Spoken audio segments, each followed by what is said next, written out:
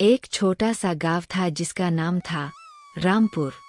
वहाँ अर्जुन नाम का एक सीधा साधा आदमी अपनी पत्नी राधा के साथ रहता था। अर्जुन शहर जाकर मजदूरी करता था।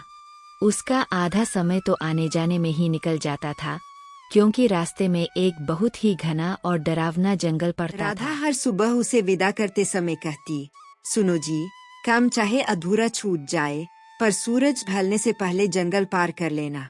गांव के बड़े बुजुर्ग कहते हैं कि उस जंगल के बीचों बीच एक पुरानी गुफा है, जहाँ से रात को अजीब आवाजें आती है। एक दिन शहर में काम ज्यादा होने के कारण अर्जुन को निकलते निकलते शाम के 7 बज गए। जैसे ही उसने जंगल में कदम रखा, अचानक मौसम बदल गया। काली घटाएं छा गईं और ऐसी भयानक बारिश शुरू हुई कि हाथ को हाथ सुझाई नहीं दे रहा था। बिजली कड़की और अर्जुन की नज़र एक पुरानी पत्थरों से ढकी गुफा पर पड़ी। बारिश से बचने के लिए अर्जुन बिना सोचे समझे उस गुफा के अंदर भाग गया। जैसे ही उसने अंदर कदम रखा, पीछे से एक भारी पत्थर गिरा और गुफा का द्वार बंद हो गया। गुफा के अंदर सन्नाटा ऐसा था कि अर्जुन को अपनी ही धड़कन सुनाई दे रही थी। उसने माचिस जलाई तो देखा कि गुफा की दीवारों पर इंसानी कंकालों के निशान थे। अचानक उसे एक और आवाज सुनाई दी, जैसे कोई भारी जंजीरें घसीट रहा हो। वहाँ एक बुढ़िया बैठी थी जिसकी आंखें अंगारे जैसी लाल थीं। उसने हंसते हुए कहा, सालों बाद कोई खुद चलकर मौत के मुंह में आया है। अर्जुन चिल्लाया, भागने की कोशिश की, पर वहाँ से निकलने का कोई रास्ता नहीं था। जो भी उस गुफा में जाता, वह फिर कभी बाहर की रोशनी नहीं देख पाता था। इधर गांव में रात के 2 बज चुके थे। राधा की जान हलक में अटकी थी। वह रोती हुई सरपंच के घर पहुंची। पूरे गांव के मर्द लाठियां और मशाले लेकर जंगल की ओर दौड़े। राधा पागलों की तरह अर्जुन का नाम पुकार रही थी। उन्हें जंगल के बीच में अर्जुन की फटी हुई कमीज और उसकी चप्पलें तो मिली, पर वह गुफा कहीं नहीं दिखी। गांव के तांत्रिक ने कहा, वह मायावी गुफा है, वह सिर्फ उसी को दिखती है जिसका अंत समय आता है। हफ्तों बीत गए, पर अर्जुन वापस नहीं आया। राधा आज भी उस जंगल के किनारे जाकर बैठती है। कहते हैं कि आज भी अमावस की रात को उस जंगल से अर्जुन के चीखने की आवाज आती है, जो अपनी पत्नी को पुकारता है। पर गुफा का रहस्य आज भी राज ही बना हुआ है। कहानी वहीं से शुरू होती है, जहां अर्जुन गुफा में समा गया था। राधा पागल सी हो गई है। वह रोज गुफा के बंद पत्थर के पास जाकर दिया जलाती है। गांव वाले उसे चुड़ैल की परछाई कहने लगे हैं। इसी बीच शहर से अर्जुन का छोटा भाई करण आता है। वह पढ़ा लिखा है और इन बातों पर यकीन नहीं करता। वह कसम खाता है कि वह अपने भाई अर्जुन को ढूंढ कर लाएगा या उस गुफा का सच सामने लाएगा। करण अपने 2 दोस्तों के साथ रात के वक्त उसी घने जंगल में घुसता है। अचानक उन्हें जंगल के बीचों बीच एक पुरानी लालटेन जलती हुई दिखती है। जैसे ही वे उसके पास पहुंचते हैं, लालटेन हवा में तैरने लगती है। करण को अपने पीछे किसी के भारी कदमों की आवाज सुनाई देती है। जब वह पीछे मुड़ता है, तो उसके दोस्त गायब हो चुके होते हैं। जंगल के पेड़ अचानक हिलने लगते हैं, जैसे वे जिंदा हों। अचानक आसमान से खून जैसी लाल बारिश होने लगती है। करण के सामने वही विशाल गुफा प्रकट होती है, जिसका द्वार एक नरक के मुंह जैसा दिखता है। करण हिम्मत करके अंदर जाता है। अंदर का नज़ारा देखकर उसके होश उड़ जाते हैं। वहाँ सैकड़ों पत्थर की मूर्तियाँ हैं, और हर मूर्ति के चेहरे पर वही खौफ है जो अर्जुन के चेहरे पर था। उसे एक मूर्ति दिखती है जिसके गले में वही लॉकेट है जो अर्जुन पहनता था। गुफा के अंदर एक गहरी आवाज गूंजती है, एक गया तो दूसरा आया। ये भूख कभी नहीं मिटती। तभी अंधेरे से एक साया निकलता है। वह अर्जुन का भूत है। अर्जुन की आंखें पत्थर की है, पर वह रो रहा है। वह करण को इशारे से भागने को कहता है। अर्जुन बताता है कि गुफा एक शैतानी रूह के वश में है, जिसे हर 20 साल में एक सगे खून की बलि चाहिए होती है। राधा को घर में महसूस होता है कि करण भी उसी जाल में फंस गया है। वह भागती हुई जंगल पहुंचती है। गुफा के द्वार पर वह अपना सर पटकती है और उस शैतानी रूह से सौदा करती है। वह कहती है, मेरे बेटे को छोड़ दो, मेरा जीवन ले लो। गुफा के अंदर एक जोरदार भूकंप आता है।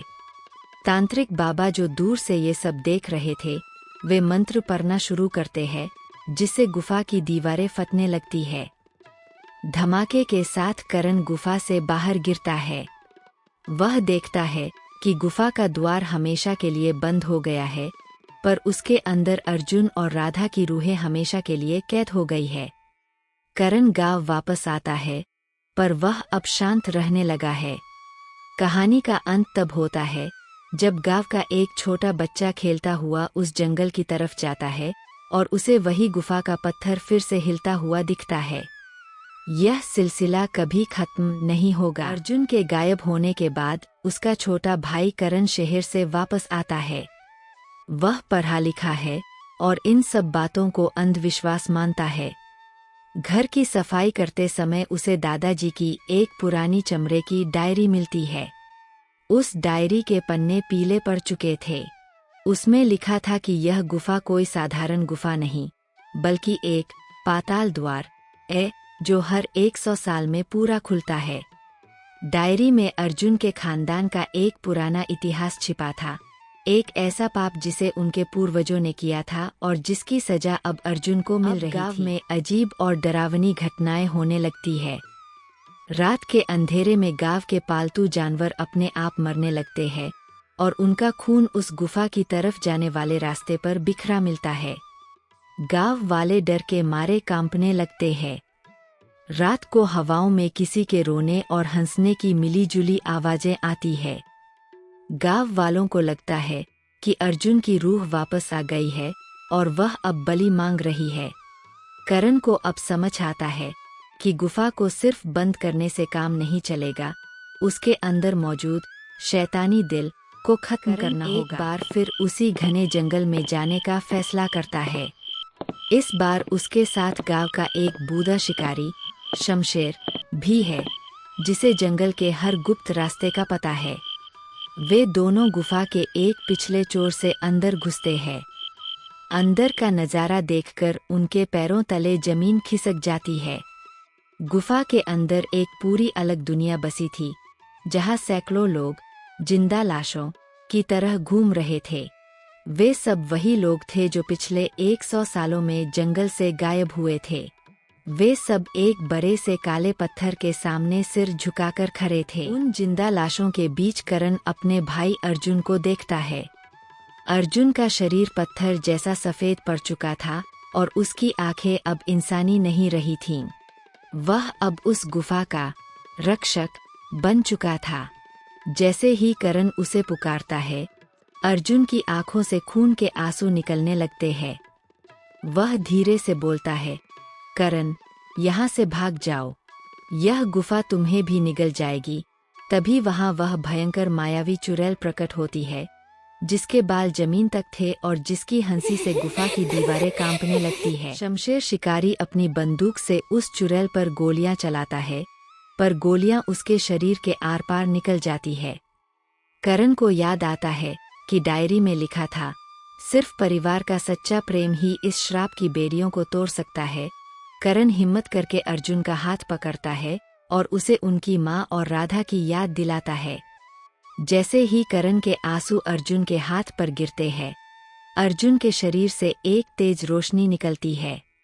पूरी गुफा में भूकंप आ जाता है और वह काला पत्थर, शैतानी दिल, धीरे धीरे चटकने लगता है। पूरी गुफा ढहने लगती है। करण और शमशेर किसी तरह अपनी जान बचाकर बाहर भागते हैं। पीछे एक भयानक धमाका होता है और वह श्रापित गुफा हमेशा के लिए मिट्टी में दफन हो जाती है। गांव में सुबह का सूरज निकलता है और सब खुश होते हैं कि आफत टल गई। लेकिन कहानी के आखिर में जब करण शहर जाने के लिए बस में बैठता है, तो उसे अपने बैग में वही पुरानी डायरी मिलती है। उसके आखिरी पन्ने पर अब नया नाम लिखा होता है, करण, और नीचे लिखा होता है, अगला रक्षक तुम हो। अर्जुन को गायब हुए कई दिन बीत चुके थे। उसकी पत्नी राधा की हालत देखकर अर्जुन का छोटा भाई सूरज शहर से लौट आता है। सूरज फौज में था, इसलिए वह डरता नहीं था। जब उसे पता चला कि गांव वाले उस गुफा के डर से सहमे हुए हैं, तो उसने कसम खाई, या तो मेरा भाई वापस आएगा या वह गुफा हमेशा के लिए मिटा दी जाएगी। सूरज अपनी पुरानी बंदूक साफ करता है और गांव के नौजवानों में जोश भरता है। गांव के सरपंच और तांत्रिक पहले मना करते हैं, पर सूरज की हिम्मत देखकर सब तैयार हो जाते हैं। हर घर से एक आदमी बाहर निकलता है। वे सब अपनी कुल्हाड़ियाँ, भाले और तेल से भीगी हुई मिशाले तैयार करते हैं। राधा भी उनके साथ जाने की जिद करती है। सूरज कहता है, आज रात उस जंगल में कोई अंधेरा नहीं रहेगा, हम पूरे जंगल को रोशनी से भर देंगे। भाग 3, जंगल में अग्नियात्रा। 16 से 24 मिनट। आधी रात को पूरा गांव हर हर महादेव के नारों के साथ जंगल में घुसता है।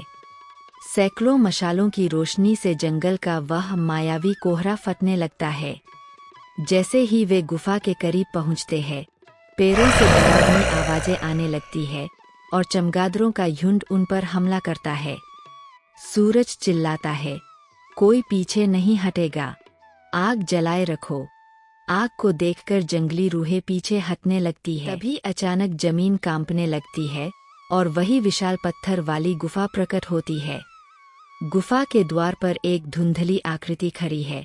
वह अर्जुन था, पर उसकी आंखों में कोई चमक नहीं थी।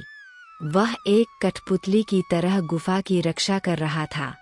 सूरज उसे पहचान लेता है और भावुक हो जाता है, पर तांत्रिक चिल्लाता है, सूरज, यह तुम्हारा भाई नहीं, यह गुफा का मायाजाल है। अगर आज इसे नहीं रोका तो यह पूरे गांव को निगल जाएगी। गुफा के अंदर से वह भयंकर चुड़ैल निकलती है। सूरज हुक्म देता है, मशाले फेंको। पूरा गांव एक साथ जलती हुई मशाले गुफा के अंदर फेंकने लगता है। गुफा के अंदर रखा पुराना तेल और सूखी लकड़ियां आग पकड़ लेती है। आग की लपटें आसमान छूने लगती है। चुड़ैल की चीखें पूरे जंगल में गूंजती है। सूरज अपनी बंदूक से गुफा के ऊपरी पत्थर पर निशाना लगाता है, जिससे गुफा की छत ढहने लगती है। आग की तपन से वह शैतानी शक्ति जलकर राख होने लगती है। अंतिम क्षण में अर्जुन की रूह को होश आता है। वह मुस्कुराकर सूरज और राधा की तरफ देखता है और फिर उस पवित्र आग में विलीन हो जाता है। एक जोरदार धमाका होता है और गुफा पूरी तरह जमीन में धंस जाती है। सुबह की पहली किरण के साथ गांव वाले वापस लौटते हैं। अब वह रास्ता सुरक्षित था। राधा को दुख था, पर तसल्ली भी कि अब उसका सुहाग उस कैद से आजाद हो गया है।